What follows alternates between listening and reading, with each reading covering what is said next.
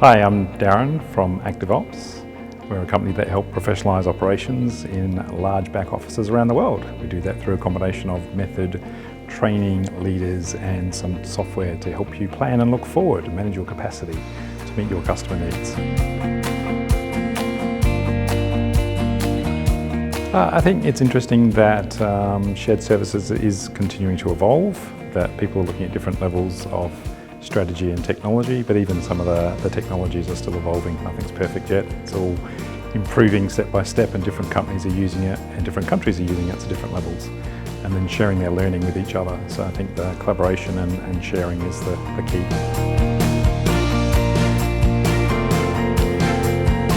Yeah, sure. So digital operations is an interesting topic we had on our round table. I describe it a bit like world hunger. Unless you define what it is, you don't necessarily know. So what aspect are you looking to digitise and what's the outcome? And knowing at the start what you're looking for at the end. So what's your return on investment going to be? Is it around your people, your processes, your customer experience, your quality, your cost? And if you don't start at that point, what we found that people were discussing is they learned that they couldn't therefore measure at the end of the journey what actually achieved in terms of their business, and that was the challenge. So even now, making sure they start with the end in mind and understanding really clearly what they're looking to do before they jump into any type of technology. And the other dimension was really where do the people fit? And people, both the users and upskilling them from task work to knowledge work, as well as their leaders, taking them from being a subject matter expert where they're managing quite complex functions, so then managing teams of robots and people.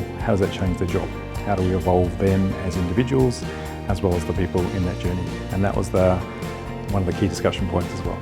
Success story. I think there are examples of organisations that had reduced their number of people significantly, but then they also had to couple that with the risk of now they've got rid of the people and they're relying on robotics to fix that. What happens if something happens with that? But there were lots of organisations who've been able to automate certain processes and automate different aspects of their work, and that was the success story, which gave them better customer experience in terms of what they did, but also being mindful of the balance of what they do on the other side as well.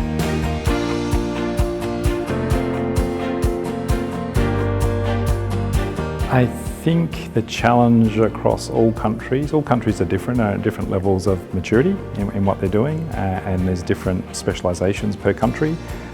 Some countries have lots of volume and the labour arbitrage has been their attraction at the beginning, but now they're trying to increase their efficiency and their capability. So the focus is not so much around just having people, it's about having how can we maximise the output of those people to meet their customer needs. The key thing happening is everyone's trying to look at what's next. I think the risk has been people jumping into technology without knowing the balance of the people and knowing their foundations are in place to start with, to leap from that technology platform. But everyone's looking at something different. The interesting feedback from this morning's speakers was that it's still evolving. So it's evolving, and it's how you exploit it to the best part of your business to support your customers.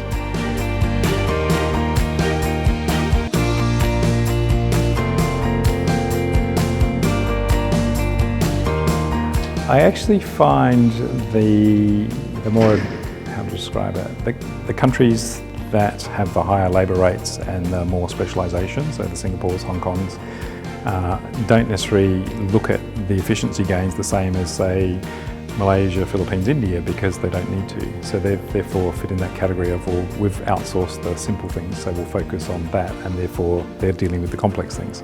So they don't necessarily put as much attention as the other countries do. So in a lot of cases, the countries that they've outsourced to are putting more effort into improving their efficiency than the countries that it's come from, which is quite interesting. Yeah. So they sort of think they don't need to, but there's still an opportunity for both.